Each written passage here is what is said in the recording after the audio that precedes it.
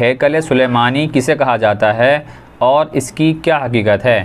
ہیکل سلیمانی ایک ایسا معمہ بنا ہوا ہے جس کے بارے میں بہت سارے لوگ کنفیوژن کا شکار ہے اور ہر آدمی نے اپنی اپنی الگ تحقیق بیان کی ہے۔ اگر ہیکل سلیمانی کے بارے میں انٹرنیٹ پر سرچ کیا جائے، یوٹیوب پر تلاش کیا جائے تو بہت سارے مختلف قسم کے جوابات نکل کر آتے ہیں،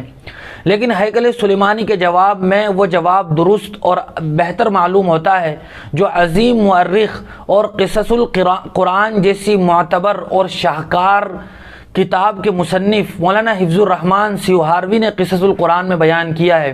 وہ فرماتے ہیں کہ ہیکل سلیمانی وہ ہے کہ جس کو حضرت داؤد علیہ السلام نے نبوت اور بادشاہت ملنے کے بعد اللہ کی عبادت کے لیے ایک خیمے کے طور پر تعمیر کرنا شروع کیا تھا۔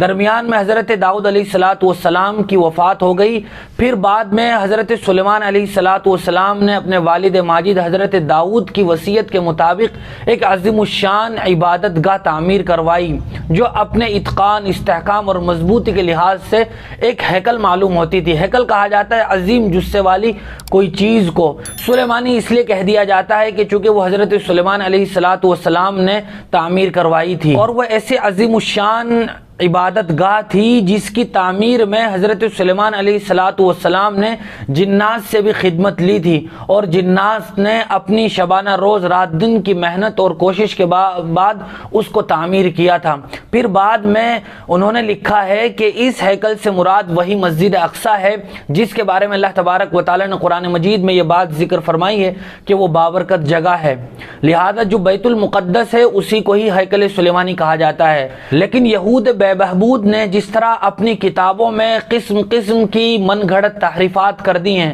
اور اپنی منمانی تشریحات کرتے ہوئے انہوں نے اپنے اوپر نازل ہونے والی مقدس کتاب کو بدل دیا ہے، ایسے ہی انہوں نے ہیکل سلیمانی کے بارے میں طرح طرح کی ایسے باتیں مشہور کر دی ہیں جن کا حقیقت سے کوئی تعلق نہیں ہے، لہذا بہتر اور صحیح قول وہی معلوم ہوتا ہے جو ابھی ذکر کیا گیا ہے۔